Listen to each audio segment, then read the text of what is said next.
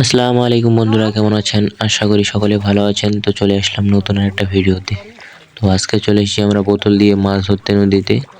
দেখতে পাচ্ছেন 3-4 জন মিলে আসছি নদীতে মাছ ধরতে। তো বোতল ওঠানো হচ্ছে, দেখতে পাচ্ছেন বোতল ওঠানোর জন্য যাচ্ছে। তো বোতল ওঠানোর জন্য আমরা যাচ্ছি, নদীতে একটু পানি বেড়েছে সেজন্য আমরা নদীতে আসছি বোতল দিয়ে মাছ ধরতে। তো ভিডিওটি কিন্তু প্রায় 1 মাস আগের করা, ভিডিওটি ছাড়তে পারিনি সময়ের অভাবে। দেখতে পাচ্ছেন কি পরিমাণে মাছ ঢুকেছে বোতলের ভিতরে। তো নিচে কিন্তু অনেক পুঁটি মাছ পড়ে গেল। তো একটা বোতল থেকে কত সময় 250 থেকে 300 গ্রাম মাছ ধরে।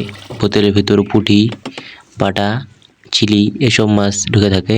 দেখতে পাচ্ছেন বোতলে সর্বনিম্ন মনে করেন 50 গ্রাম থেকে 100 গ্রাম এরকম মাছ ঢুকে থাকে। পুঁটি মাছ আরও বিভিন্ন ধরনের মাছও পড়ে থাকে। বাটা, যে সময় নদীতে যেই মাছটি বেশি হয় সেই সময় ওই মাছটি বেশি পড়ে।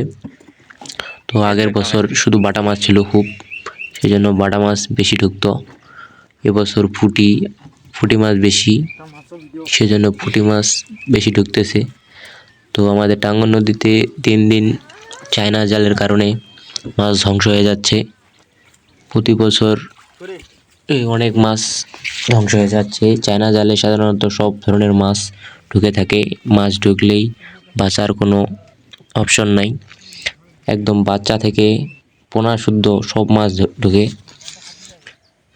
দেখতে পাচ্ছেন আমরা নদীতে আসছি বোতল নিয়ে। বোতলে কিন্তু মাছ মোটামুটি ভালোই ঢুকে। তো কয়েক বছর আগেই কিন্তু এই বোতলে চলন ছিল না, তো এখন বোতল দিয়ে মাছ ধরতেছে সবাই। বোতলে সাধারণত আটা, ভুট্টার গুঁড়া, গমের গুঁড়া, ময়দা, আরও বিভিন্ন ধরনের দোকান থেকে চার পাওয়া যায়। এসব দিলে বেশি মাছ ঢুকে থাকে বোতলে। নদীর পানি ধীরে ধীরে বাড়তেছে, কচুরিপানা ভেসে চলতেছে।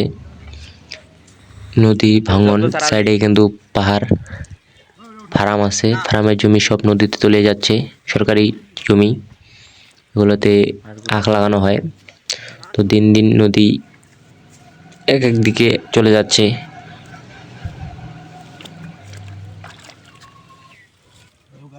তো দেখতে পাচ্ছেন বোতল ওঠানো হচ্ছে। বোতলে অনেক ধরনের মাছও থাকে, দেখা যাচ্ছে কি কি মাছ ছুটোছুটি করতেছে বোতলের ভিতরে। অনেক ধরনের মাছ ছুটোছুটি করতেছে বোতলের ভিতরে। তো দেখতে পাচ্ছেন অনেক মাছ। তো 3 জন এসেছি মাছ ধরতে, 4 জন। দেখতে পাচ্ছেন অনেক মাছ ঢুকেছে বোতলের ভিতরে। পুঁটি মাছ সবচেয়ে বেশি মাছ ঢুকেছে বোতলে, অনেক পুঁটি মাছ। কি পরিমাণে পুঁটি মাছ আছে অনেক। চিলি মাছ লাফালাফি করতেছে। সবাই ভালো থাকবেন, সুস্থ থাকবেন। আল্লাহ হাফেজ। ভিডিওটি এ পর্যন্ত শেষ। ভিডিওটি ভালো লাগলে সবাই লাইক, সাবস্ক্রাইব করে আমাদের পাশে থাকুন, তাহলে এরকম ভিডিও নিয়মিত পেতে থাকবেন সবার আগে।